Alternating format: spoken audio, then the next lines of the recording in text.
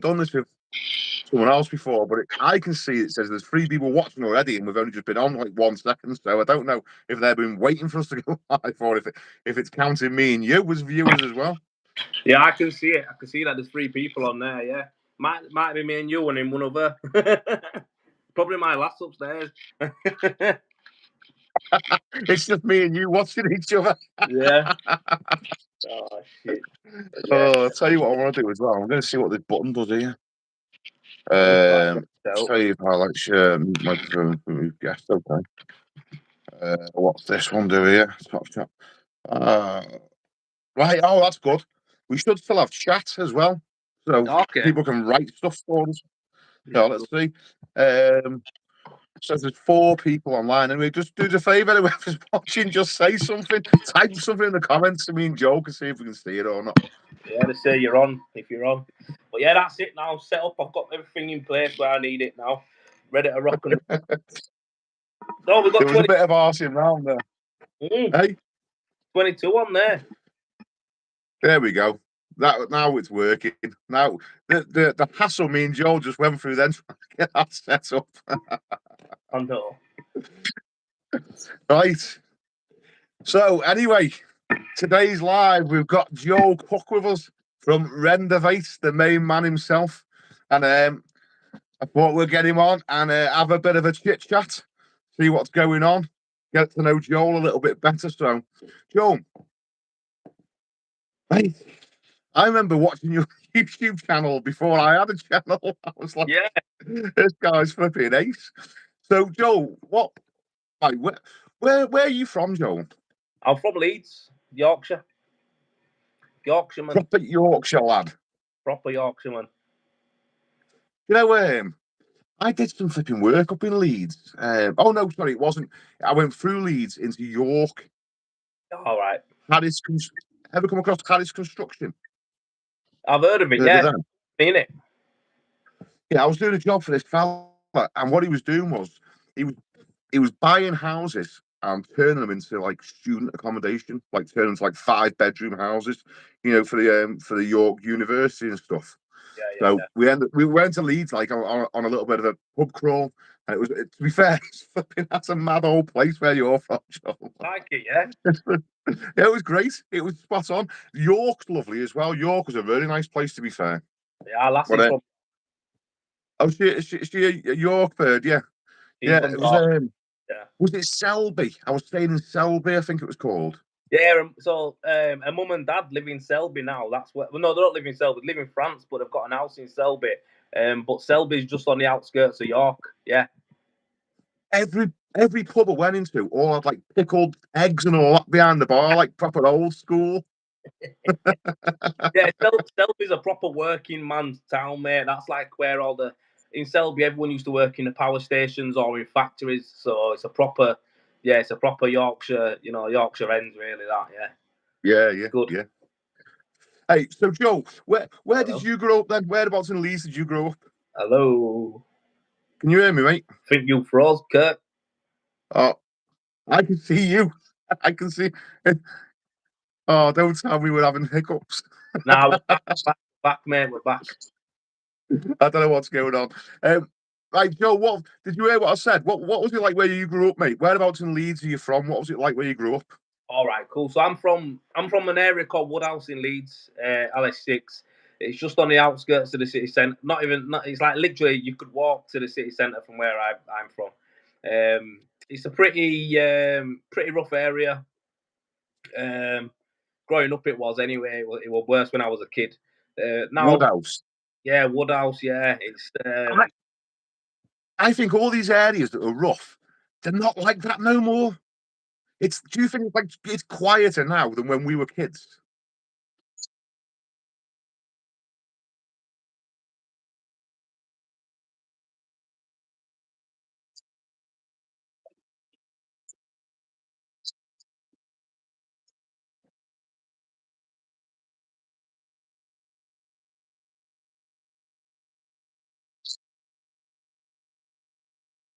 Yeah.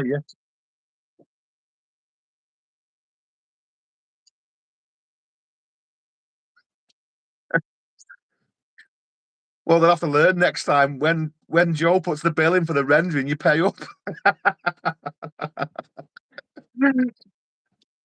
No, what I mean is though, do you know when I was a kid, like if we went, I live on the Parklands, or that's where I grew up. If I went down towards the opposite end of town, going like clothes shopping at Cheshire Oaks or something, I'd have to walk through two other council estates.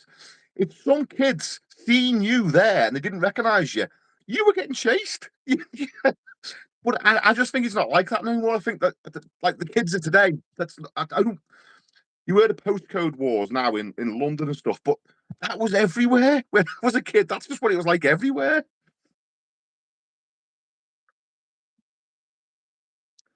Well, I can hear you.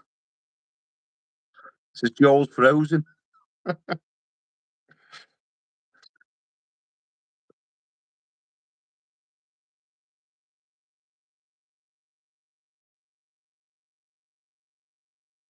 Well, I can hear you, mate.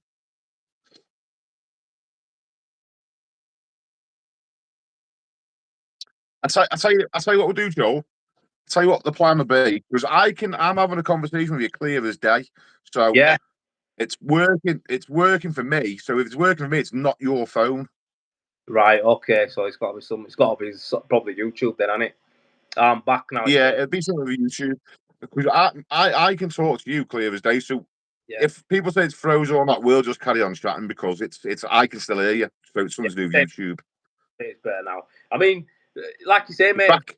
Me with the same thing. It's like I remember when we were kids going down to a place like called we had an arcades in Kirkstall. So I'm from Woodhouse. We had to go through Hyde Park and then through Burley, and then we're down to Kirkstall. And I used to have arcades and that there. We used to go down and try and chat, lasses up and that. And I know a Yeah, lot of people in Hyde Park. I know everyone in Woodhouse, but I didn't really know many people in Burley. So when we went down there one time, I remember a couple of kids trying to rob us and that, trying to put us on wall and rob us. Got a little scrap and ran off. But well, I mean, when you're kids and you're going through these areas, it happens all the time, doesn't it? When we were kids, anyway. But now it's like, yeah, you don't really see it. I know when I was younger, like going through Overpool, right? So where I was, Parklands is it, I'd have to go through like the middle of two other council estates, right? So you got to watch out for the Sutton Way boys and the Overpool boys, right? And you're sort of trying to get through the middle. Now, if there's a big crew of lads at the shop, if one of them seen you, but if you knew someone, you were all right, hey up, mate, Yeah, but if no one knew you, that was it, man. You just got to get on your toes and start running. yeah. Either that or you get a couple of slaps and that, and you know what I mean, a couple of quids of coffee. That's what it was, isn't it? So yeah, like I say, lucky enough to have with a lot of people in different areas around where I am, so I'm all right. Like I usually know people, I'm all right with them, but there has been close shaves before, mate. Yeah. What were you like as a kid, Joe? Were you naughty? Nah, not really. I'd say I was more cheeky, more. I feel like I was more like attention, like messing about and loud, having a laugh and that. Like I didn't really pay attention to all like that's all it was. I want stupid, I want an idiot, I want a bully or anything like that. I've never been anything like that, but I was just more like having a laugh all the time. Like I never took notes serious and that, like in school, teachers would be like, when he actually does concentrate, he's clever, but 90% of the time he's just taking piss out of people and having a laugh. And it's like that's all I ever did. Like that's it. I was a class clown, me. I was a proper Yeah. class clown. Just having a laugh, mate. But then I was a little did some naughty stuff when I got into high school, and I got to like 14, 15. I did some bad shit then, but you know, it's part of growing up where I am. Luckily enough, I didn't keep down that route. You know what I mean? So, What were your parents like? Were they strict? well, I live with just my mum. I've got a mum. I've got five other siblings. So I've got three. No, I've got what have I got? Sorry, can I don't know how many brothers and sisters I've got. What have I got now? I've got two two brothers. I've got two brothers. I've got three Hey, sisters. sorry, any of Joel's family that are watching. He loves you. He does love you, and I promise you. Nah, I don't.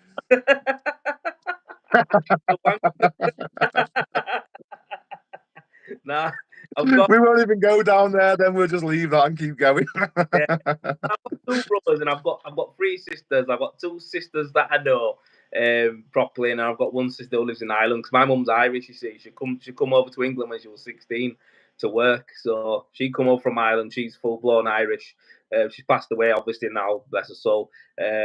But she come from there, lived in London, moved to Birmingham. She made her way up north to Leeds, and that's where she met, like, obviously our parents and that. And yeah, that's where she met my dad. So my dad's never been in my life really since he was like since I was born. He fucked off. So that that just wasn't, he wasn't there. So it's just So, always raised by my mum. have you got big brothers then, Joel? Yeah, but I have got big brothers, mate. Yeah, I'm the youngest out of everybody. But I've got two big brothers, but I don't talk to them, mate. They don't talk to me. Honestly, it's So what I'm trying to say is, like, were they sort of like, were they like? I know now I've got my kids, and they're like little extra mums. Was you like brought up with your big brother, sort of like keeping you in line when you were a kid, or was it? more around the lasses, me, mate. Like, my brothers and that, they weren't really traditional type of brothers. I'd say one of them was someone who really I didn't really see that much. The other one were all the time. I used to see him all the time, but we don't talk now. We fell out over something daft. You know what I mean? I can't even fucking remember what it properly was. He fell out with me, really. Do you know what I mean? And I'm sure he'll say I fell out with him, but I didn't. It was literally fell out with me. But it is what it is. Family feuds, But my family feuds, man. It's lethal. mine's the lassies though, me, mate. So like I had like close relationship with my sisters, my mum, my aunties, my cousins, who were all, you know, all women, do you know what I mean? So for me, men in my life I haven't really had many positive male role models in my life, let's just say that. You know what I mean? So I've been around lasses a lot. So for me it's made me out the way I am. I could talk to pretty much, anyone. I'm easy. So yeah. Do you feel more comfortable talking to women than? Yeah, 100%. Yeah, I'm like that.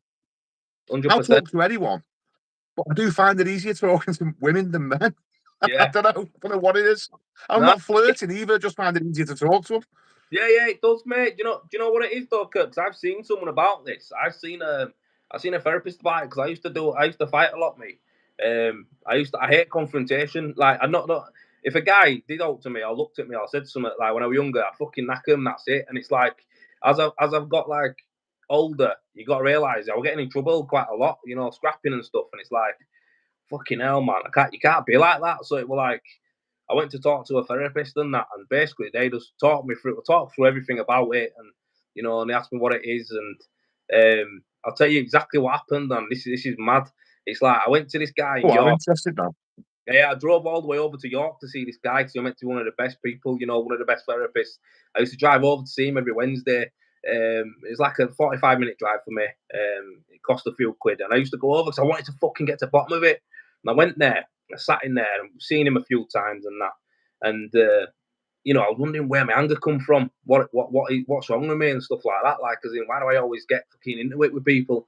And he sat me down in the room one day, and he went, listen, yeah. He goes, Joel, you're a big lad, because you're a big lad, yeah. He goes, what I'm gonna ask you now, he goes, just promise me you won't hit me. And I went, what? I said, what? I said, what you want about? You're a big lad, you'll do some damage. Just don't give me a crack. I said, mate, there's nothing you could say to me that'll make me angry. I'll do that. Fucking hell. You know what I mean? He went, all right then, cool. And he said to me, how do you feel about a man telling you what to do? Like, or a man telling your mum what to do? And then I didn't even get to say, okay. He went, stop. He went, stop. And he went, what's just happened? And I went, what do you mean? He went, what's just happened? He went, I seen it. Do you know? And I went, what? He went, your face went from being normal Joel laughing, he goes, to absolute thunder. And he goes, you didn't even say anything or do anything. Your face expression changed. And I thought, you know what? I felt, I thought, fucking hell, he's right. My face turned from a smile to a fucking frown. I was rate. Like, the thought of a man telling me what to do or telling my mum what to do or any of my sisters made me, like, emotionally straight away changed from being normal to aggressive. And he went, that's what I wanted to see. And I went, fucking hell. And I was like a proper, it's like we cracked it. He went, that's what your problem is. You don't have a good.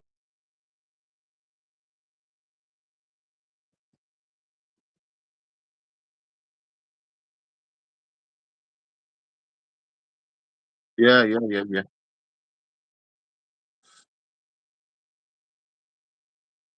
yeah, yeah.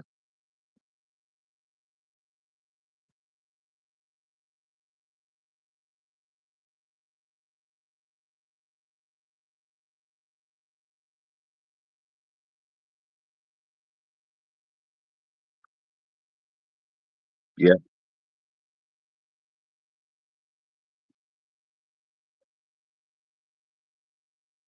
Yeah.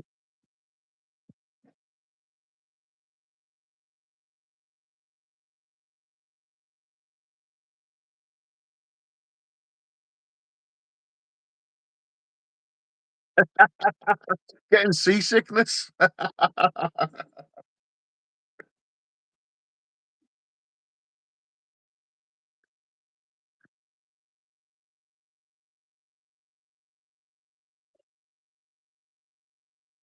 Fair dues, mate. Fair dues. Well, thanks for sharing that with me, mate. It takes a big man to open up as well. Joe, how did you? Hey, it's only a light 18 stone, like a feather. Are you there, mate? Yeah, yeah, yeah. There you go. Yeah, yeah. It goes in and out a little bit sometimes. Joe, how did you get into plastering? Did you pick it? Did you want to be a plasterer? Is that what you chose to do? Like, or did plastering choose you?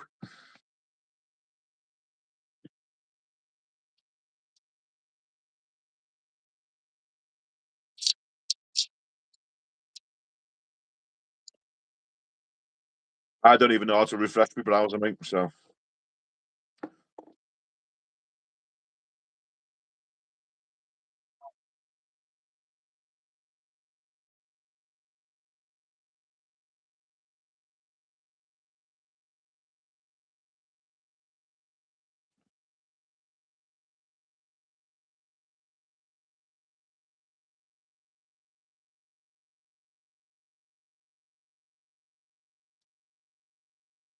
so what? Yeah, whoa. Before you did a course, what? How old was you when you did a course? What did you do when you left school? Hey, how did you? I got you.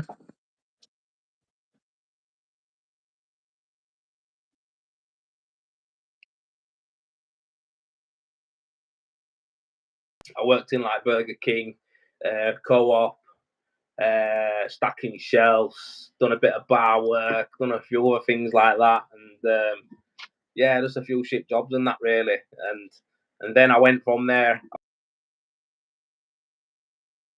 mate, and then from there I just thought, you know what, I need to get a trade behind me, and I just randomly picked plastering because it were a course that were near where I lived. When I did the course, and yeah, that was it, man. I just come back to Leeds, blagged my way into getting a job, and yeah, he took me on, paid me pennies, and I just got stuck in. Where did you do your course? Who did you do that with? Golden Trowel in Essex, Bishop Stortford. Andy. It, Andy from Goldtrow. yeah, it might be Andy. Back in the day, I think there were two of them called Andy there. To be fair, Right, I remember. I must have been about 18 or 19 at the time, and they were like one of the only things on YouTube. There was Kirk Donna plastering, and there was these gold trowel videos. I remember seeing them, and then I got in touch with them and bought DVDs from them. So I was watching Pebble Dashing DVDs.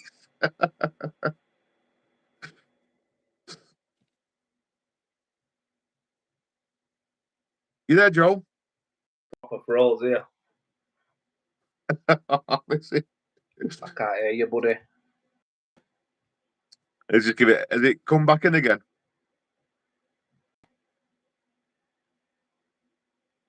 Right, I've got you now. I've got you now. Yeah, yeah. I don't know what's going on with it, mate. It's flipping. The struggle's real. Hopefully, on the replay of this, then it'll buffer you. We'll see. We'll do it again anyway. We'll do it on another one. Don't worry about that. We've got plenty to talk about, haven't we? I mean, yeah, we should do a show. We should do like a show, mate, like a proper show, and just have it like that, like a TV production, mate. Yeah. Yeah. We could make one of these videos without live streaming in it. So then there'd be no buffering, and as well, if I say something stupid, I can edit it out. This is meant to be raw and uncut. This, mate. This is raw and uncut. Yeah. So yeah, Andy from Goldtown. I remember. I don't know if you heard me before. I got a DVD sent from them when I must have been about 20 or something. I was sitting in my living room here watching Pebble Dashing DVDs. My missus must have thought I was nuts. That's what they give you. So when on the course, when you finish it, they give you a DVD and that, and you take it away. I never watched none of them. But yeah, they had it proper set up, mate. They had a good setup back in the day. Them like were good on them. You know what I mean? I bet they made a few quid out of it. A couple of grand that. So you were doing you mainly do now like external work, don't you? Rendering Yeah, and stuff. yeah, that's it. Do you not want to do internal work? Is it just it's Don't all like. about the external? Yeah, I don't like it, Kirk, mate. It's just like I say, I've done when you've done that much of it, it's just like fucking. It just gets a bit on top. Yeah, you think, don't know. It's just one of them things. I don't get no from it. Do you know what I mean? You can earn a few quid doing it, which is all right, but I don't enjoy it. So if I don't enjoy it, I'm not gonna do it, and that's what it was for me. I just were like carrying in plasterboards upstairs and that, and then into someone's bedroom, and people will be like, "Hey, what you on about?" It's like fucking you ain't carrying render machines and bags about. It's heavy work. It is, but I just feel like there's something different when you're outside and you're not in someone's house. It's a bit different. You know what I mean? Like Yeah, I just feel more at home outside, really, to be fair. I just think internal stuff, it's just hard work for me. Um, yeah. I've done loads of it. Yeah, I'm with you. Loved it. But I mean, for me, I prefer like I do actually like the internal stuff. I like the mixture. I like doing a bit of everything, rather than just sort of like. But I'll tell you what I was going to ask you. What I wanted to know was because you've been big into the machines and done loads of machines and stuff. And for me, I've never wanted to that jump because I always think it's like it's a big outlay of money. And then if I've sort of laid that much out, then I've got to fully commit to it. Then to just sort of focusing on just doing that. yeah. So, was it a big leap for you? Was you when you first bought your first machine? Was you like, was you twitching a little bit? Were you thinking, am I doing the right thing, or what was your thoughts on it? No, when I got my first machine, I had like quite a few guys working with me. So um I had like I had probably like 10 to 12 guys working for me at the time. So I had a team that did rendering, a team that did plastering, a few teams that did plastering. And so for me it was kind of lucky in the sense of like I could build up both aspects of the business or build up the rendering side and the plastering side.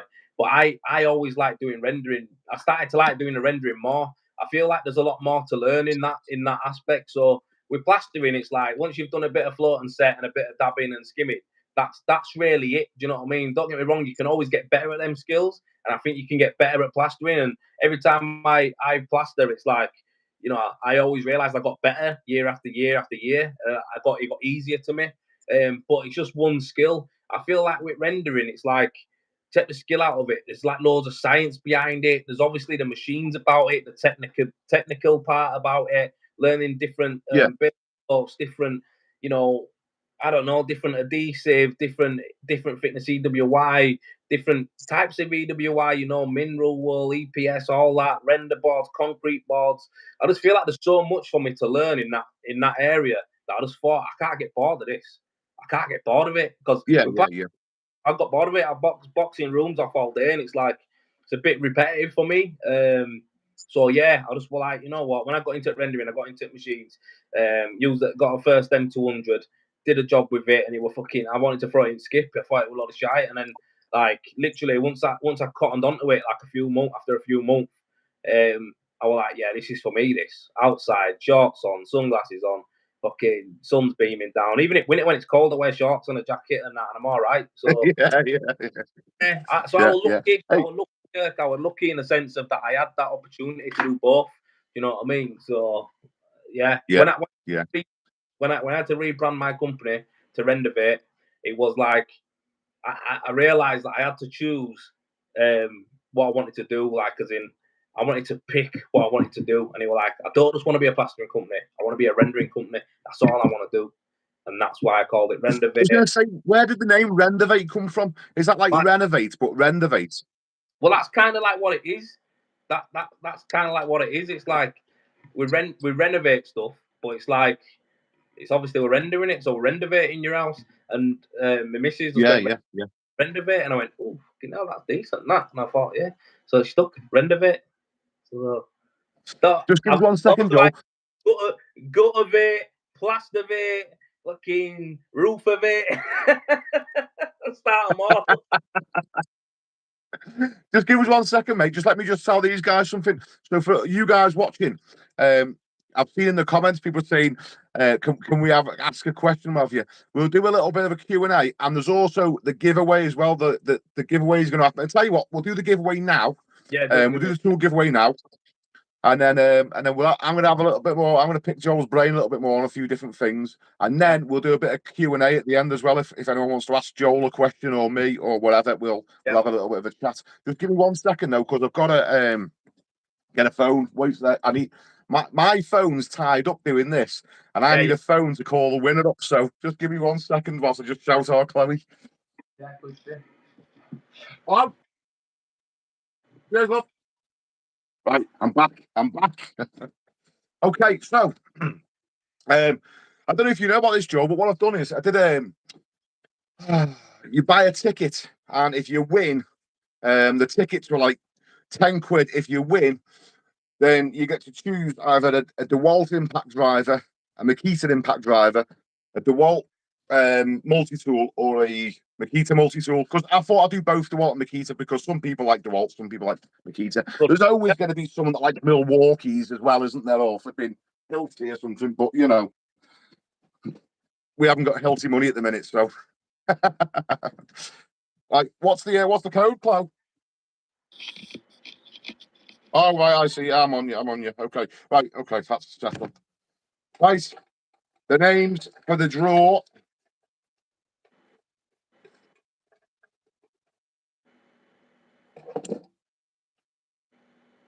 I'm going to call this guy up now. It'd be a surprise for someone getting a phone call now, won't it? Richard Moore has won. Richard Moore, let's call him up anyway. This will be interesting, won't it? See if he answers it. Wait there a second. It's like there with me. You know them radio competitions where they go like that. Oh, okay, you've won 10 grand, right? But you never hear from the winner. It's like, hold on, someone's won 10 grand, but we never hear from winner. It's like, this is legit. This is why I'm doing this. This is why I'm going to phone them so they know. Unlock that for us, love. Thank you. 07388. Shouldn't read the number out, really, should I? Just in case doesn't want to be that public. You won that prize, you wanker.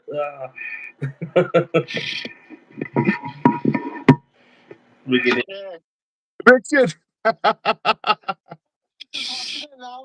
Are you watching the YouTube now, are you, pal? Yeah. Oh, there you go, mate. Congratulations, mate. You've won. So, what are you having? What do you want, mate? DeWalt, Makita, impact driver, multi-tool. DeWalt multi-tool, mate. DeWalt multi-tool. Sound, mate. Sound. I'll tell you what I'll do, mate. After this live finishes, I'll call you up and get your address and stuff, mate, and get it sent out to you. All right. Yeah, nice one, mate. Congratulations, Rich. Take it easy, mate. Ta-da. There you go. He's actually watching. He's buzzing, isn't he? Oh.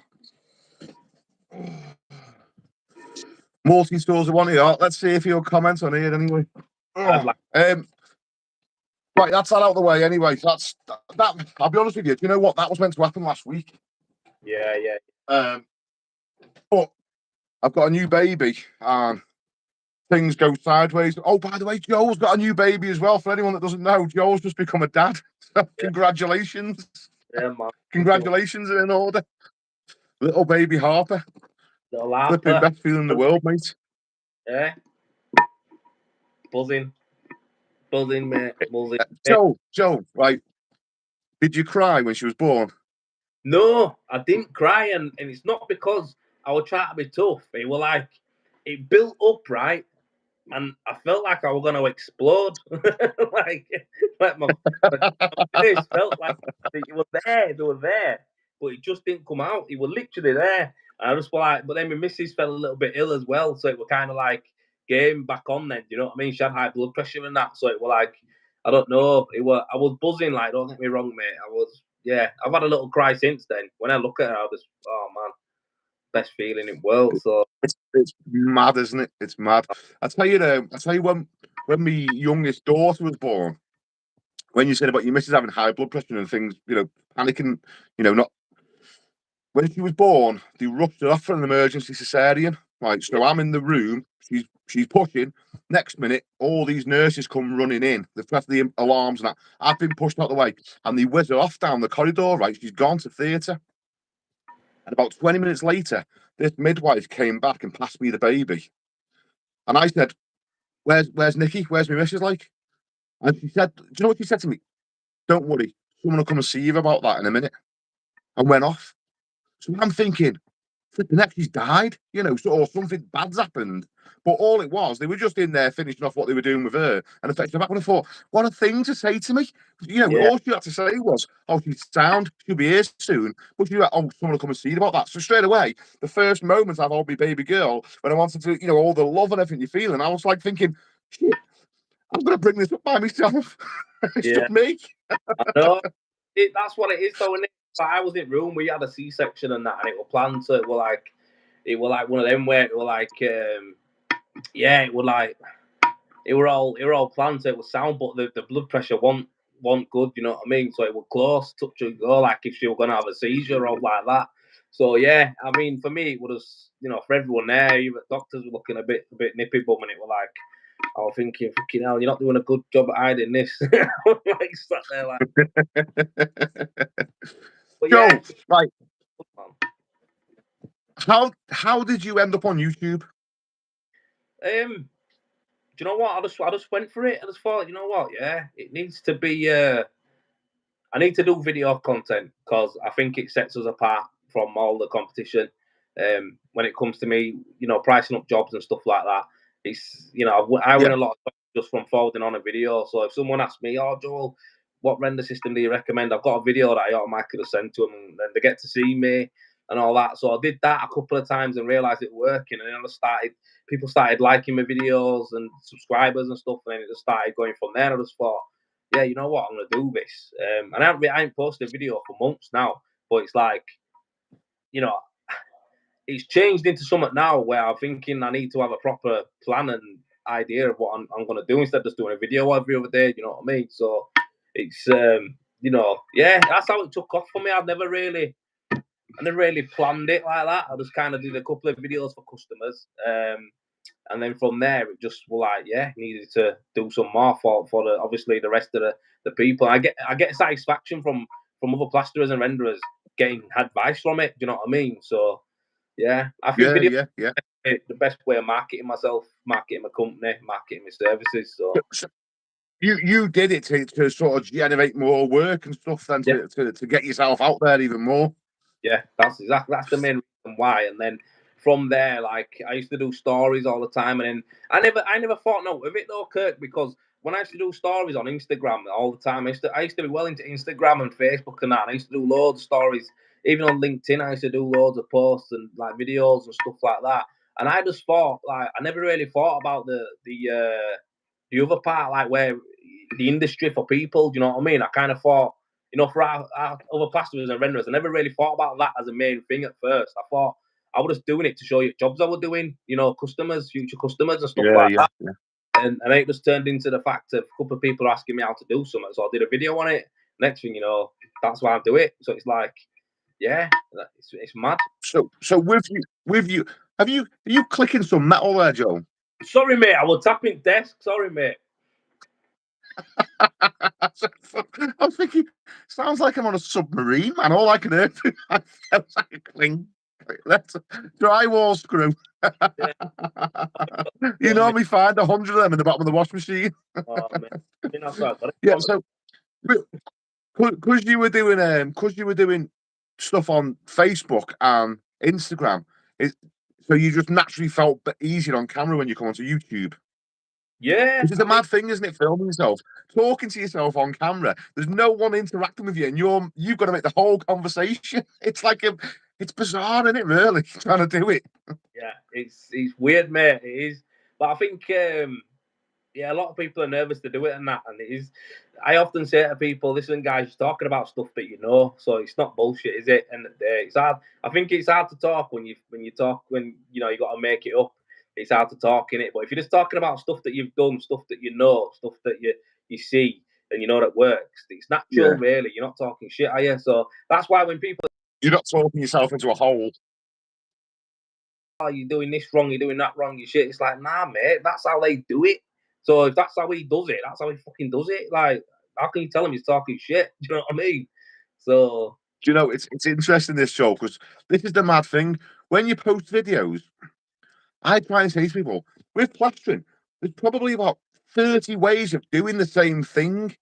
So when someone's showing you one way and you do it another way, it doesn't mean that they're wrong or you're wrong. It's just another way. yeah, exactly. But you do get some fellas, right, with fucking brains that big that like, no, it's wrong. Yeah, it's wrong.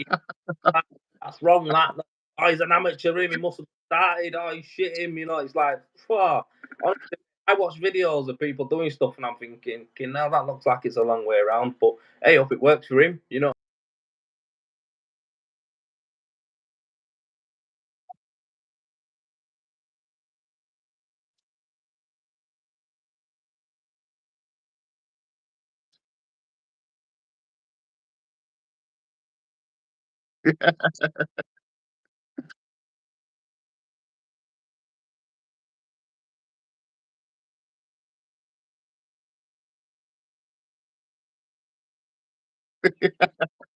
Frisbee's gone. See ya.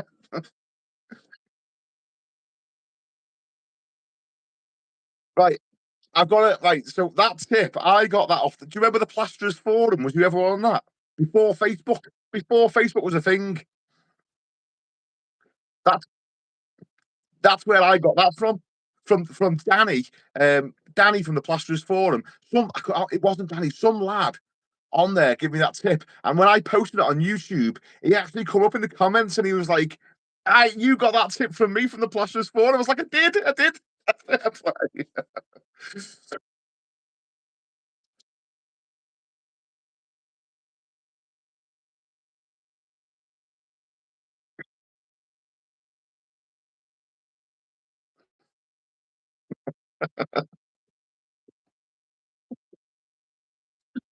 Yeah.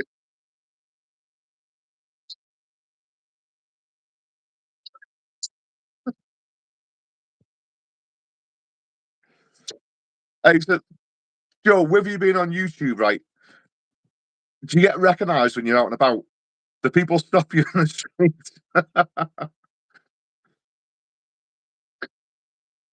All my missus just goes to me, oh, where he goes again. You know, look, he thinks he's a celebrity.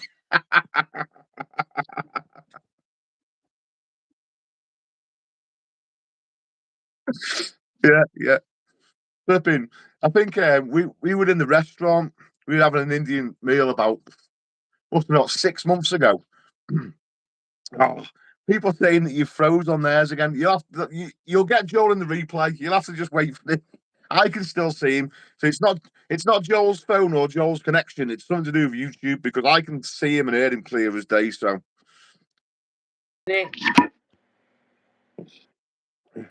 you off, good, mate? man. Yeah, you there? Yeah, I'm here, mate. It just does it sometimes. Like I say, you freeze sometimes as well, but it does. It comes back on within a few seconds, and it's all right. So Oh well. We'll have to get back out the technicalities of flipping YouTube with this, mate. yeah. Yeah, what I was saying, Joe, was we were having an Indian meal, and the next minute, a round of drinks turned up on our table, right? So I said to the waiter, what's going on? He said, oh, couple over there, like the fella said he watches you on YouTube, he wanted to buy you some drinks. So I'm sat there, smoking, my missus is like, oh, you tit. Yeah. Nah, that's sick. Oh. It happens, doesn't it? Though that's the thing. It happens. I've had it a few times now. It's like, yeah, it's mad. I've had it a few. I've had some weird ones, man. I've had a kid come up to me in town with his missus and his kids and that, and be like, oh, this is that thingy. Look, that's him. And they're like, yeah, I recognise his voice. When I say hello, they're like, oh, that's him off the telly. What do you want, time, Dad? And I'm like, oh no, my missus was just like, oh my god, like, fucking hell. And then I've done stuff like gone into a butty shop. It always happens in a butty shop. Always happens in a butty shop. I've gone in a butty shop and there was this guy there and he was in a suit. So I was in a suit, but he kept staring at me like that. Thinking, fucking, what's this guy want? You know what I mean? He's staring at me all the time. I said, you all right, mate? And he went, yeah.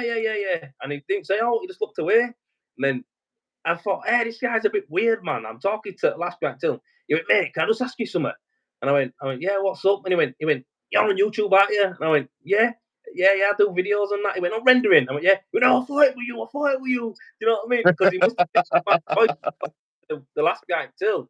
And he's gone, oh, it's you. And that was it. And he was like, I said, well, what do you do rendering and plastering and that? He went, no, I work in an office, mate.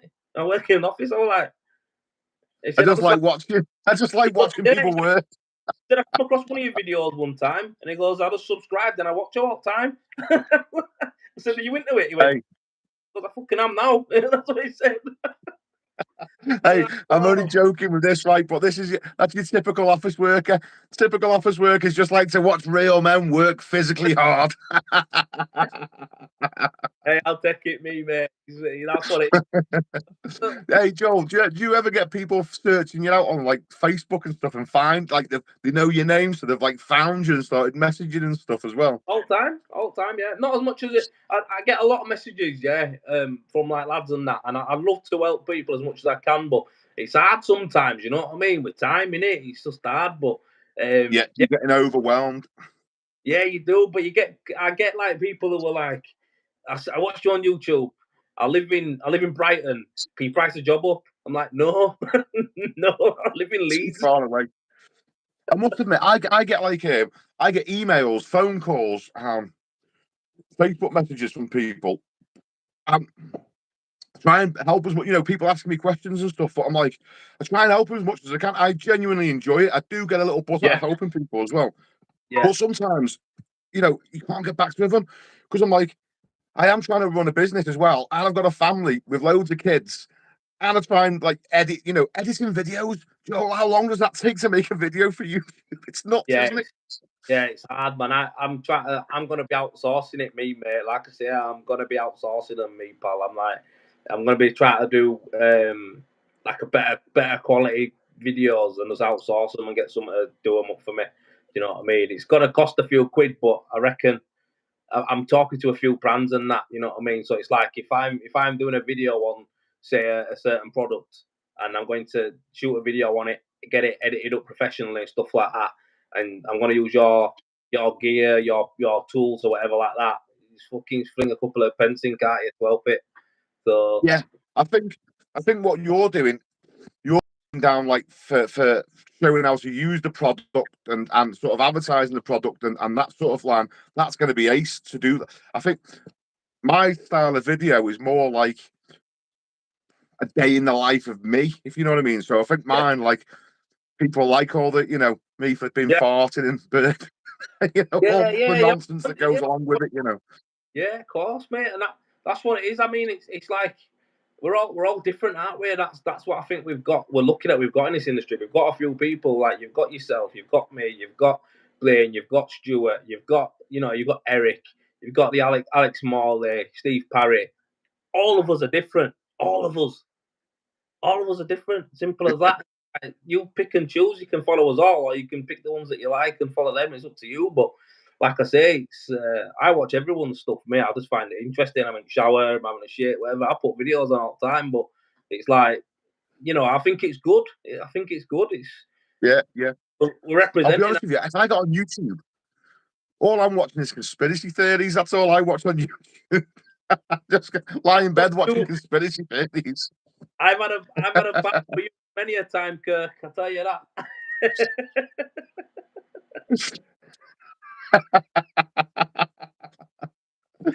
Right, Joel.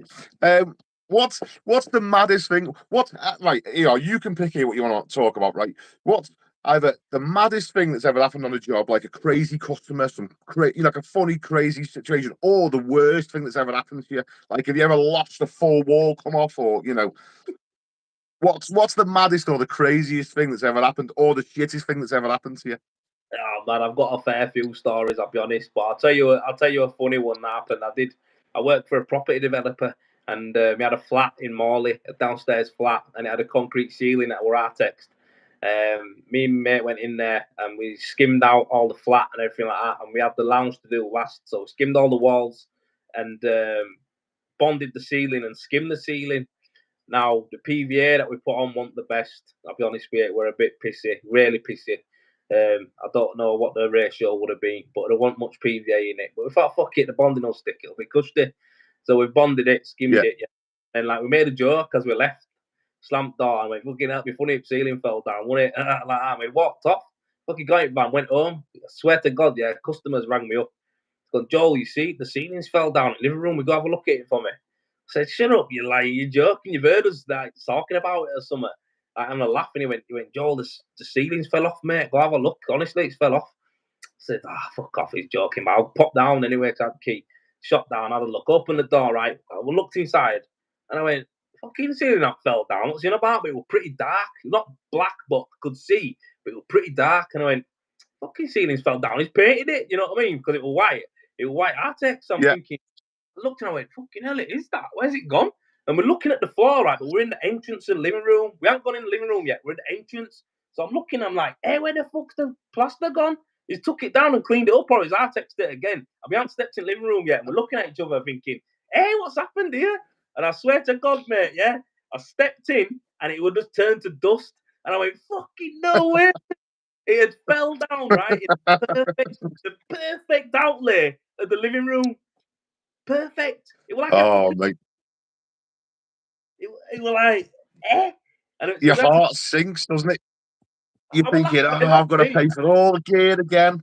I've got to pay for. I've got to do all the labour again. I haven't got time to do it. I've got to do it all again for free. No, you know what? Kurt, I was laughing mid off. We were laughing our heads off because we couldn't believe it. I'd never seen it before. I was like, fucking hell, like, I couldn't believe it. We should just went to Merchants and got proper PVA. You know what I mean? It was like, fucking. Yeah. You learn. This is how you learn, isn't it? Mate, I've had some ones. Than that. The carpet fitter couldn't have fit a better carpet than that. That's how snug it felt. Perfect, mate. Right up to the skirting line. There wasn't no shit on skirting board or anything. It was perfect. So it just slotted in like a jigsaw piece. Honestly, well, man. So that's like the craziest thing that's happened. Like, but as in like when something's gone wrong, I had to clean it up and redo the ceiling. But I used to work for council. Remember when I did John Rodriguez? Worked for John Rodriguez. So I've seen lots of stuff, mate. I've seen crackheads and piss heads and all sorts of stuff in houses being in, mate. Yeah, crazy goings on. I've seen some people fighting in the room and stuff, and I've been like that. Fuck's sake. Like, I had to knock on the door and say, listen, if you don't pack it in, we're gonna have to leave. Like, we're not plastering, it's dangerous. Like, they're like, oh, all right, sorry, mate. And shut down and start fighting again. I'm like, fuck's sake. Honestly. What? Hey, where I live, right, I'm not far from Delamere Forest.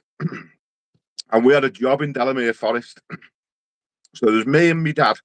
And my dad's mate Carl and his son Mark, like 2 apprentices and 2 plasterers. So we've turned up to the job in Delamere, and it's for a police woman. She just moved into the house, right? And she's in work, she's not there. So the key's underneath the pot, opens the door, goes in. As we open the door, the dog just shot straight out, gone. Took off 100 miles an hour straight into the woods, because it's like this house is in the middle of the woods. This dog just tears off straight into the woods. And then on the wall, right behind, is a little note. Please don't let the dog out. She's in season. Right? So she's just took off. So we're like, oh, here we go. Whatever.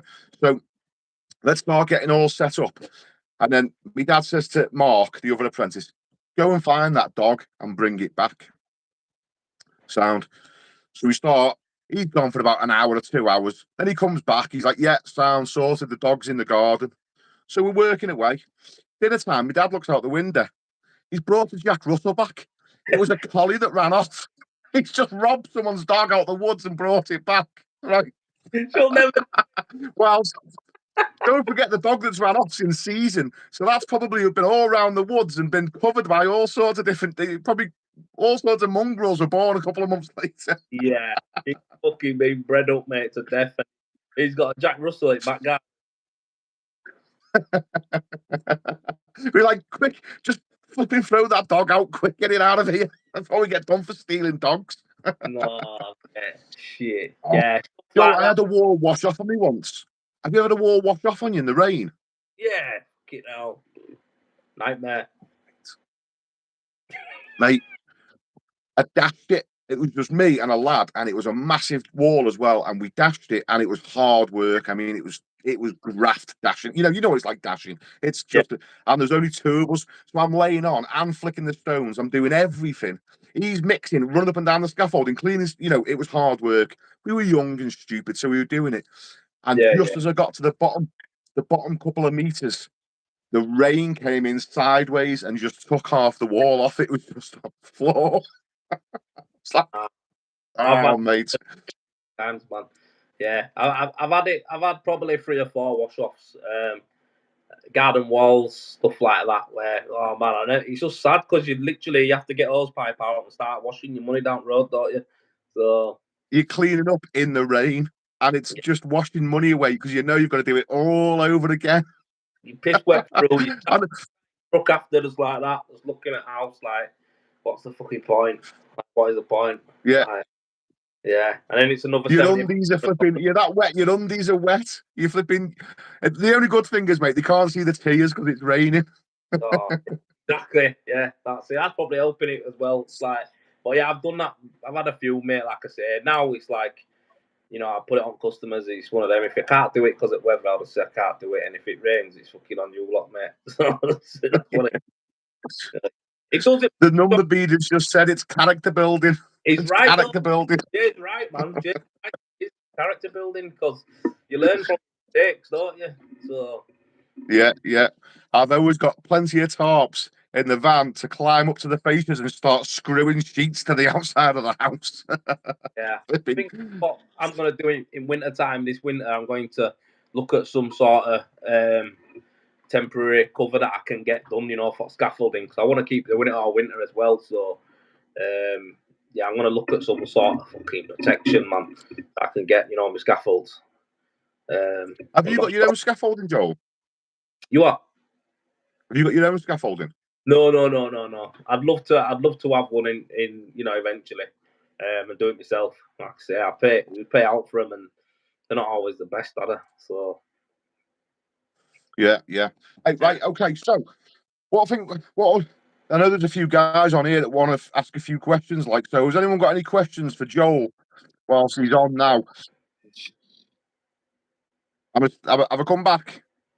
yeah, He'll get me in a minute. So if yeah. any of you guys have got any questions for Joel, you guys ask away. You type your questions, and I'll read them out, and Joel can answer them. All right. So let's see what we get. Both your idols on YouTube. Someone has said that's a nice comment. Yeah. Thank you very much. Thank you, Dave Smith. I'll just scroll back see if there's any questions that we didn't miss that we missed out. Sorry. Ba ba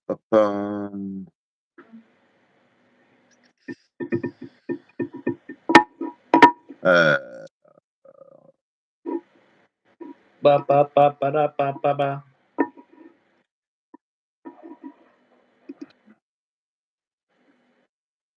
My comments are froze.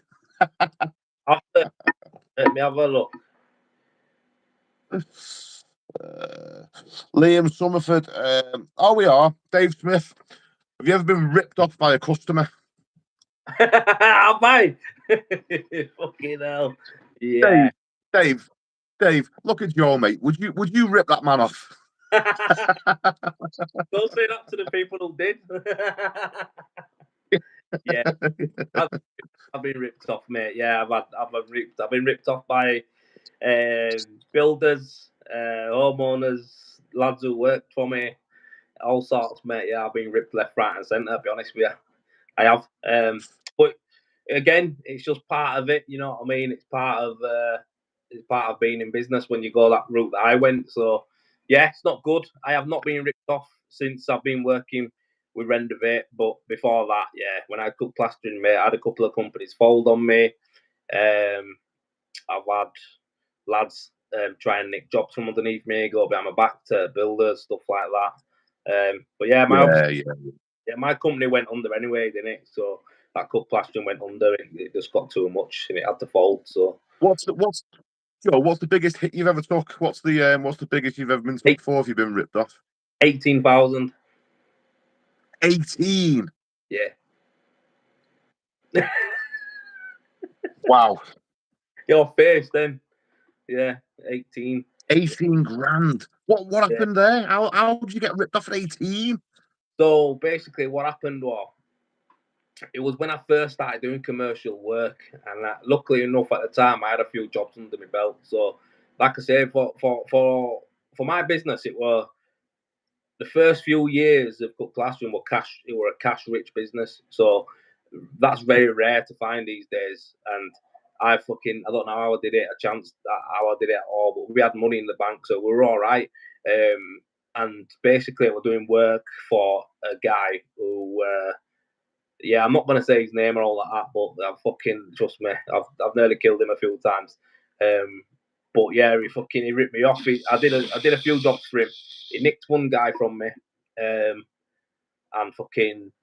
yeah, that was kind of one of the things that put a little bit of a warning sign in there for me with him. But then he was taking deductions of tax off of us, so he was taking 20% off of the jobs and stuff like that. And I actually did a job where he owed me about 12 grand. And I rang him up and I said, listen, where's dough? You haven't paid it.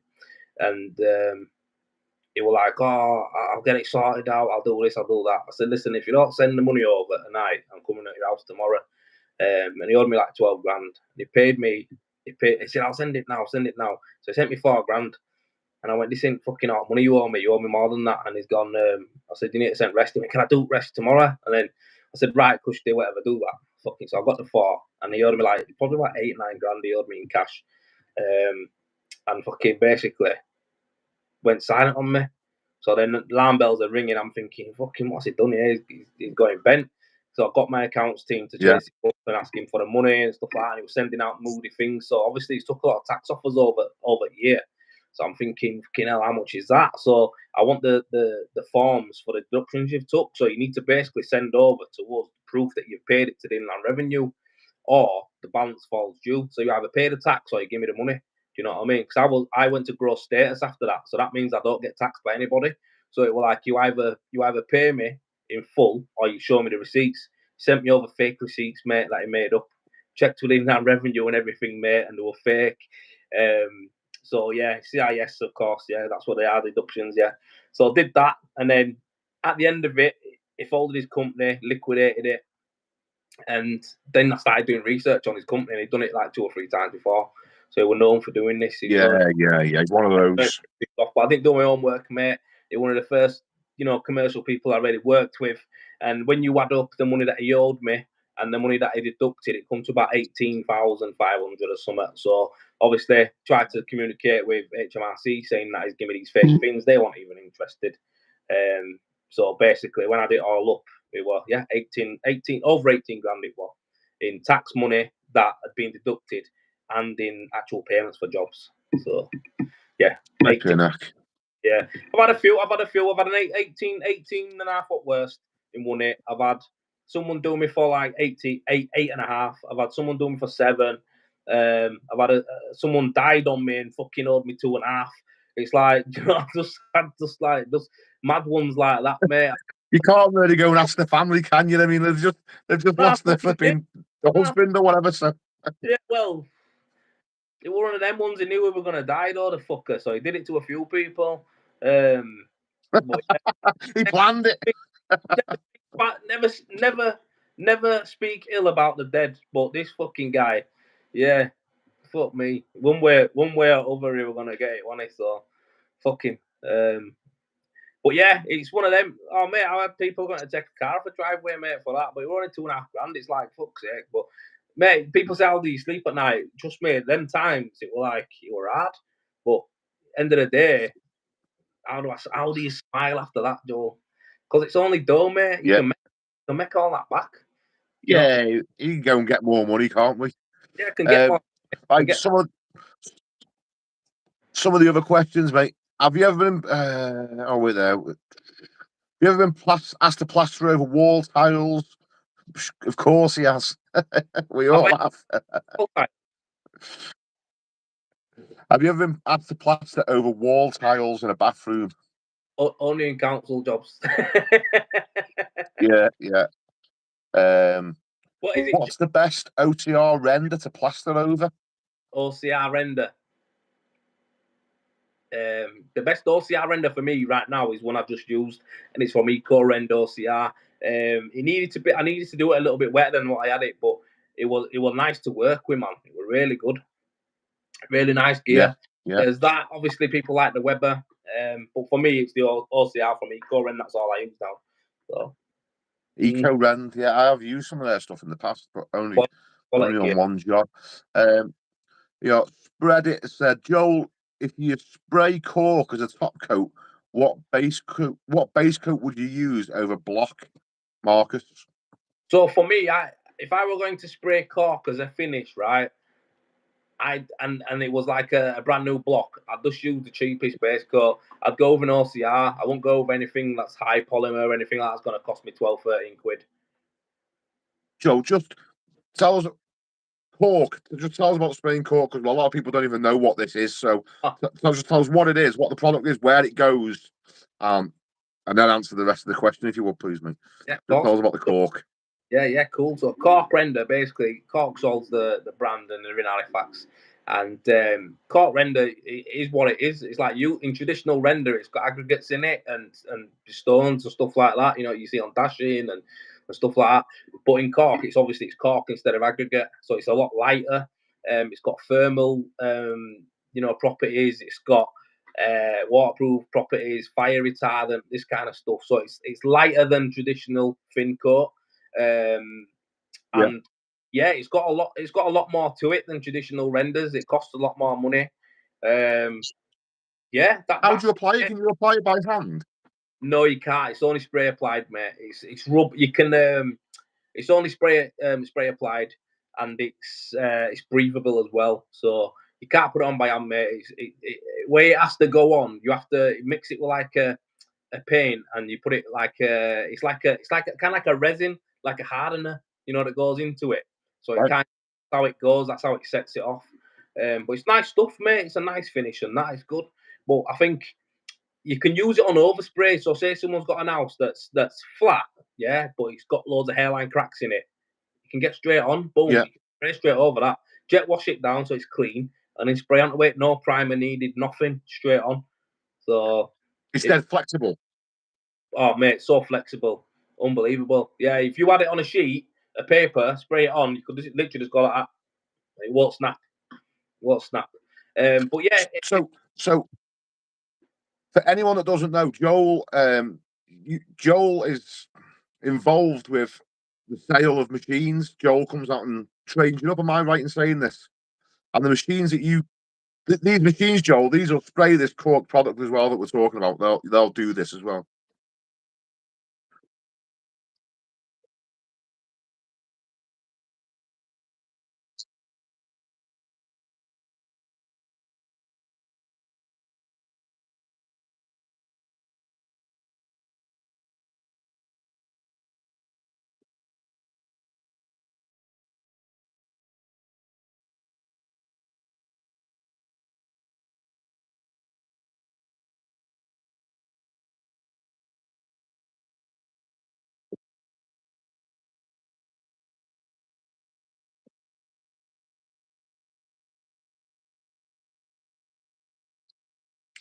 Okay, so guys, anyone as well that's interested in getting into machine plastering, spray and render, Joel's your man. This is what he does, and he's a font of knowledge when it comes to it. In fact, it was only a week or two ago. I was picking his brains because I've never sprayed, never used a machine and stuff.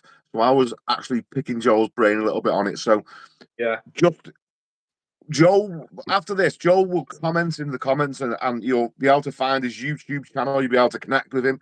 So if you're ever interested in knowing about spray rendering and what you should do, or got any questions, or thinking of getting into it, this is the man to speak to. This is what he does. So Yeah, I'm sure. Don't forget to comment, Joel, after this, so just so they can get hold of you easy, you know. So there's a link to you. Yeah, man, of course, definitely. No, definitely will.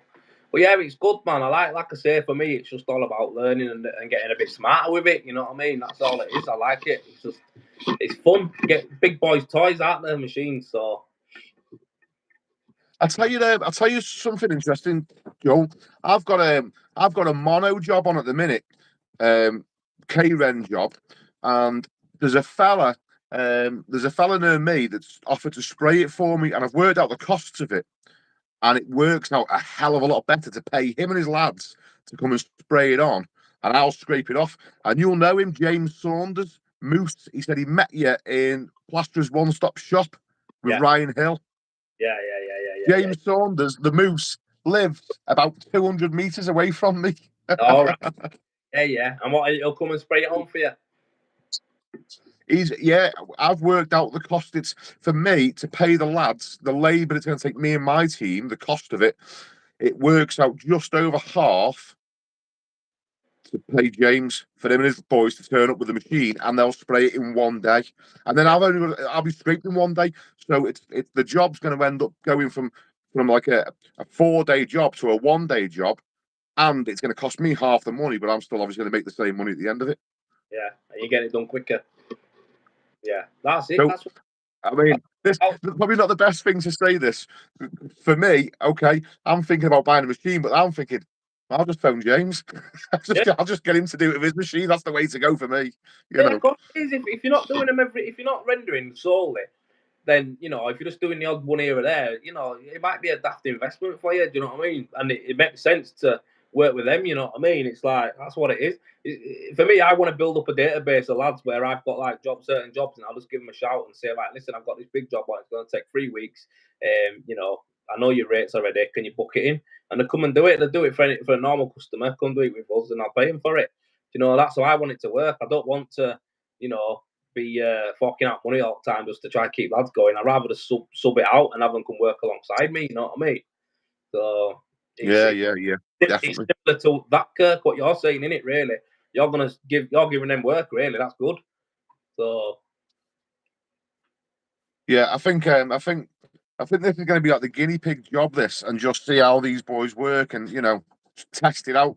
Make sure that because the only thing that ever concerns me is any ghost lines, any joint lines and that sort of stuff. If he can spray the panels on fast enough, but I'm thinking I've seen the boys on the machine. It sprays on a lot faster than I can put it on by hand. So yeah, 100%, mate. And the thing is as well, you'll have less chance of ghost lines, halos, or anything like that. Like I say, you can do all your prep, can't you? You can beat it up and put your scratch coat on, your base coat on wall, key it up so you know what it's going on, tape your windows up. All I've got to do is turn up with machine and spray. You could even rule it with them if you wanted, so you know exactly what's going on. But I mean, them guys do it all the time. They'll nail a job. Normal 3-bed semi or 2-bed semi, they nail them out. Teams nail them out. Like Jay who's what you call it, JCPR construction. He smashes them out. He's absolutely nails mono jobs, mate, all day. So yeah, mono's easier than thin cut, I think. But it's if you got a good team, you'll box it off. I think hand applied thin coat is lighter work. It's easier on the arms to do. But people think it's going to be easier, but it's not. There's so much more things involved with that. If you're on like literally a half a millimeter too thick, it's like chewing gum on the wall. Yeah. I tell you what. I've resorted to now when I'm putting thin coat on, using a flexi trowel because it seems to put it on tighter. Oh, is that what you might tell me You might say I'm being naughty doing that, but I just find the flexi trowel puts it on dead tight. Yeah, if your base coat, loads of lads do it, mate. Loads of lads do it. If your base coat's flat and you're using a flexi, it's bang on, innit? Loads of lads do it, mate. It's totally normal, that, yeah. I don't lay on my spray, don't I? I don't lay on anymore, me. I spray me. They don't get an option. There's no option of hand apply on mine. It's sprayed, so that's it. So, Joe, when you spray it on, when you spray that thin coat on, so just for anyone that doesn't know, we're talking about thin coat acrylic render. It comes in tubs like paint. Basically, it's got an aggregate in it, and it's basically like paint with a little aggregate, and you rub it up with a float at the end of it. Mm-hmm. When you spray that on, Joel, Do you have to scrape it off then? Is it sprayed on too thick? No, if you Do you know, say, like when you put go you on, put it on with your trowel and then you yeah. have to scrape it back off again. When you spray it on, do you have to scrape it off again then or not? No, so what it is when you spray on, right? The only way you touch it with a trowel or a float is if you build it up too quick. If you build up too heavy and the pattern don't look good, then you just basically take a float to it and rub it down a bit as it pulled in. Then you just go over it again from a distance and the texture will look the same. So that's the way to get over that. But generally, when you spray and leave. That's it. Spray and leave it. That's it. Yeah, so you don't have to touch it with the float. That's the finished texture. You spray it, and that's the job done. That's it, mate. Done. That's it. That's rapid. Yeah, it's beauty. It's a nice finish. It's good. That's it. It's a lot of people are doing it now. So the funny thing is, I was actually thinking this earlier on, Kirk, because I remember when I used to spray, I used to get a bit of stick from people. Oh, shit, spraying shit. Oh, it's a shit finish. It's this and that. Oh my god, the industry now, everyone's spraying. So it's like, I don't care what you think. Personally, if you think that finish ain't as good as doing a hand application, that's your opinion, innit? But the reality is, it's like you're top coating a house by hand. It's taking you 4 days. I'm spraying a house in 1 day by myself. But for you to top coat an house in 4 days, there's two of you, at least two of you. One laying on, one rubbing. For me, it's like I can go there by myself, mix up 4 tubs, drop them into the machine. Fucking hell, I'm like that. Walking around. What's the machine cost? What's the rough price of a machine that'll do that? £4,500 for my Optimix plus VAT, so it's 5,400 all in. But that machine can do base coating. It's perfect for EWI because 6mm systems, mate. You only need 2 tight passes, 3mm, don't you? So it's literally you mix. You know what I mean? What does a bag will do like 5 to 6 meters? So yeah, on EWI, the Optimix is the best machine for that for me. I love it. But yeah, I'm thinking then, if that's the case, 2 jobs and that's paid for itself. That machine done.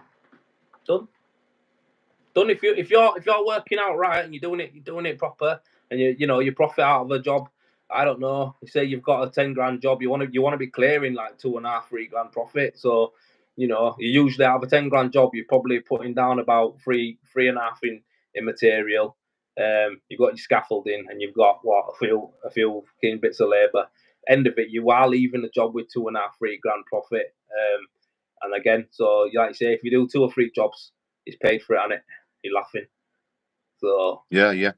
So anyone listening to this, anyone paying close attention to this, just remember Joel's going to leave his little comments in the comment section after this, so you can find him. You'll be able to track him down, because if this is tickling your fancy thinking about this, then this is the man you need to speak to. Yeah, get in touch with machines and that. It's not worth just buying a machine. You want to buy the right one. So you want to make sure that, if you just ask someone that will tell you straight, this is how it is, this is what you need to use. Well, Kirk, what I'm doing with Predator, that's the machine company I work with, Predator, and it's from Direct Building in Bradford. And basically, that part of the machines that I work with them, it's like it's stuff that I use. Do you know what I mean? It's stuff that I use. It's products that I use. It's the machine that I use. It's how I use it.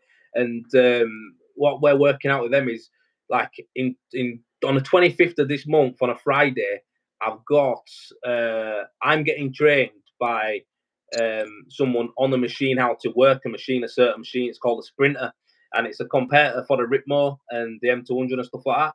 It's the competitor for them. I'm getting trained on that, but what it is, I've made it into a day, so it's free. So if anyone who's watching this, Kirk, they want to come down and they want to. So I'm going to get taught how to use the machine in the morning, and then I'm going to be putting the machine through some tests and using it. But what it is, I've said, it'd be good if I could get some people to come down, right?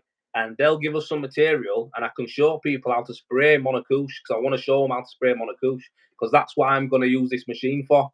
I use my little machine for fin coat, and I'll use this for doing mono jobs. So that's why I want to make a day out of it. So this is for anyone who's watching you, if they want to come, 25th in Bradford, free day, come down. You have to pay for nothing. Literally come down. We've got all the material, the machines. I'll be there, and I'll be showing you how to do monocouche. That's what I'll be doing. So free. Put it through the machine. The 25th of when? The 25th of this month. I'm writing this down because I might be coming as well. Yeah, come over, mate. Come over. Good. We'll make a blast. We'll do something, get some videos out of it, and it'll be good, mate. We'll have some good stuff and have a chat. And like I say, it's totally free. And I'll be honest with Predator.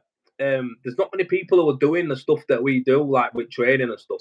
You know, this is all the stuff that Predator are doing now is all designed around stuff that I've told them that we need. Because I'm a renderer. I'm one of the lads. That's what it is. And Yeah. I'm saying, end of the day, if we do this, it'll help out all these lads. You know what I mean? It'll encourage us to get into it more. So rather than people designing the thing that haven't got a clue, you've got someone that's actually doing the job, saying these features need to be on these machines. This is the best way of doing it. Yeah, 100%. So that's what happened with the Optimix. It was spraying thin coat, the Optimix, and it wasn't really like how I would like it to spray. So we changed some stuff. We had to change some bits on the machine that made it spray a different way, and then change a couple of nozzles and this kind of stuff. And we got it to the point now where the setup is exactly the guys in there are setting up the Optimix for people to how I have it, so they know that it works. That finish that you see me doing, you can do it because we've know how to set it up now to that level. So that's what it is. That's what they got me in to do. That's what I work with and doing. I do a bit of training. I give a lot of advice out to people on the machines and stuff like that. So yeah, it's good. You're getting off the tools. They're taking you off the tools, Joe.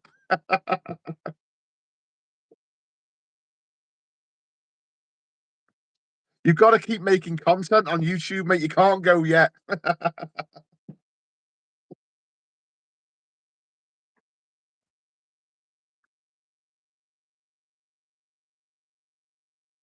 Yeah. It's good fun, isn't it? So, let's see. Has anyone else got any questions for Joel whilst he's here now?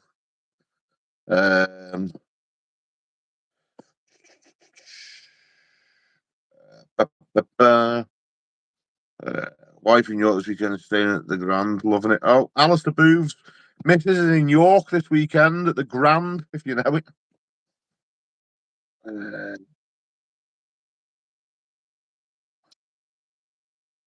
It's a bad man, you know.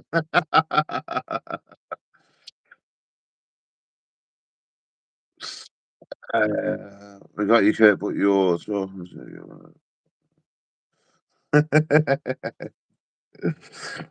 Someone saying that we've got you, Kirk, but you're talking as though you're going to fly the nest. Right, guys, if that's it, if no one's got any questions for Joel, like that's we've been on here for an hour and 20 minutes, man. Yeah. Have you got anything left to talk about, Joel? No, I think what we could do, I think we'll do another one again. You know what I mean, mate? Like I said, I'd like to have you on. I'd like to meet you and do a proper one as well, where we could sit down and do a proper video. Do you know what I mean? I'd like to do that one time. Like I say, Yeah. No, I'm all right. I think we've got plenty of opportunities to talk, haven't we? So, people, as long as people enjoyed it and had a laugh, which I think they have as well. So, Yeah, Alistair Booth just says he's just come on here. He follows both of us. Liam Summerford wants to know: are you still doing domestic work, Joel? Yeah, so all my rendering jobs are direct to customer right now. Direct to customer, that's it. Domestic. Do the odd bit for a builder. A couple of good builders who I know are really good and reliable. But yeah, other than that, that's it. I don't do commercial. There's too many loops and that, and I don't like working 30 days for my door. I like to get paid on completion. So, as you can tell, I don't really people anymore. Yeah, flipping heck.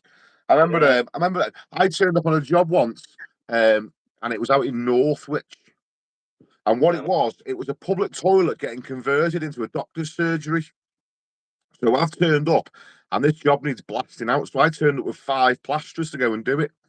And this is what happened. I got there, and the site agent come up to me. He said, "Who's running the plasterers?" I said, "Me, mate. What's up?" He said, "Right." He said, "Just to let you know," he said, "the bricklayers haven't been paid, and they've walked off the job. The ground workers haven't been paid, and they've walked off the job. Someone else," he said, like he named up 4 people that hadn't been paid. He said, "I'm telling you now, because I don't want you kicking on my door on Friday when you haven't been paid. He said, so I've warned you. He was just covering his own ass, this site agent, you know.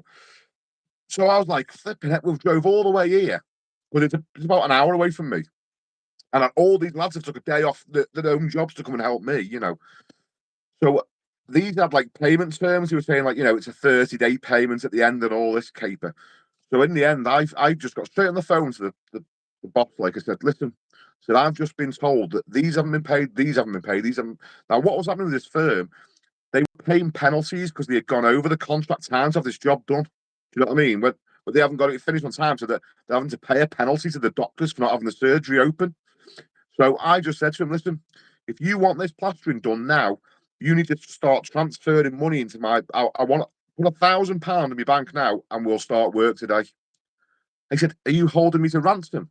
I said, no. He said, how do I know you're going to do the job? I said, we're all here, mate. We've all turned up. We're on site. We want to work. We can't get stuck into the job not knowing if we're going to get paid or not. So you put £1,000 in my bank now, and I'll do the job for you. So that's what he did. He paid us. I said, every morning we're going to go over the cash machine. Because I didn't have online banking in them days. I didn't have it on my phone. I said, I'm going to go to the cash machine. I'm checking that bank. I want to see £1,000 in there, and we'll work. And we were there for about 5 days, and every single day put it in. And when it got to the last little bit, there was like literally just one room to do. And we drove all the way there, but he didn't put the money in. And I was phoning up, and he basically jibbed us off. So we wasted one day out of all of it. But you know, they come at you with these are our terms and this and that. They got Kirk Johnstone's terms on that job, mate. Pay before we do it. Yeah, good on you, mate. Yeah, I don't deal with them anymore like me. Fuck that. Man, you want me to work for you, pay up front some money, so simple as that. I'll be honest with you, Joel. Now, my outlook on it is that all I want to do is work for customers, for the public, direct for the public. Yeah. I'm not interested. I know if there's anyone watching, I mean this in the nicest sense. I'm not interested in landlords because it's all about how cheap can you do it. I'm like, I don't want to be a cheap plasterer. No. I don't want to be work for cheap. So I want to do top quality and get paid for it. So landlords, I'm not interested in. Builders, literally, I've got 2 or 3 builders that I work for because they appreciate good service, so they don't mind paying me. Whereas most builders, you know, want you for peanuts. So direct to the public's the way to do it for me, I think. Yeah, same for me. That's exactly what you just said there. I've got a few builders who I would work with who I know will pay me good money, and they'll always pay me, and they will never rip me off. Good relationships, really good people. No jumping through. Good mates. Yeah, that's what it is. And I've got like you say, domestics. I go straight to people, and a lot of my people I work for, usually I vet them. I don't vet them as in like do a fucking get a private investigator on them. But basically, what it is, I'll ask. I know in the conversation that we have if it's going to work or not by simple questions. Usually, people who ask me about money are the ones who don't really have money, and it's like, you know, they're like, oh well, how much is this going to be? How much is that going to be? How much is this going to be? It's like, listen, mate, fucking, you're not even asking me what am I going to do? How am I going to do it? What am I going to use? They're the kind of conversations you need to have. They're the ones who got the door because they're like, I love it when a customer goes to me, nah, I don't want one of Koosh. I want Finco because you said that's the best one. I know it's more expensive. I know it's more expensive, but that's the one I want. They just want good quality. That's the one I want, and that's what I like to hear. So that's why that's the customers I get. So when they message me going, I've watched your video on this, I want someone at Finco render. I know that they're educated and they're clued up. Yeah. There we go. I've always had a saying, Joel, the job is hard enough without the extra stress. The job is hard enough, man. The physical graft involved in plastering is hard enough without having worries about money as well. Yeah, how we're going to get paid. Isn't it, mate? Everything's fucking hard in it in world. It's just hard, and it's like, you know, if we can make it all, you know, nice level, we can fucking get along. Everyone's sound, but you always, you know, I don't even waste my time now. If someone fucking rings me up or messages me going, how much will it be for a 3-bedroom house? I don't even get a reply. It's like, fuck off. I don't know. I need to have a look. Yeah, look. So someone's just Gongler Griffo. I worked for a farmer once, and he said he would pay me when the potatoes were up, and he'd only just planted them. That's what I mean, man. Right. I think we've worked through all the questions, Joel. Yeah, but like I say, Kurt, we'll do it again, mate. We'll get back on again. Like I say, It's been a pleasure. Liked it. What's I can't, the comments are there, he is. I couldn't see it. All the comments blocked my screen out. It's been emotional. It's been emotional, mate. Getting to know about you and your past and all the rest of it, mate. It's been nice having you on, Joel, having a chat. Yeah, man. Just scratching the surface, but we'll catch up again, won't we? So, yeah, it'd be good. I enjoyed it, mate. I really enjoyed it. Good to speak to you. Like I say, I'm a big fan of yours as well, mate. You're a good lad. I love the stuff that you do, your videos and that, and you're just a real honest bloke. So keep smashing it, mate. It was a pleasure, Joel. Thank you very much, mate. Thanks for taking time out. I know you just had a little baby and that, so just trying to squeeze an hour out to get to somebody else is a big ask when you've just had a newborn baby, mate. It's been lovely having you on. Top man. Yeah. Thanks a lot, mate. Well, I'll catch up with you in the week anyway. But thanks a lot for having me, guys. Take it easy, Joel. See you soon, mate. Right, guys. Hope you enjoyed that. It's been emotional. And we're signing off. See you later.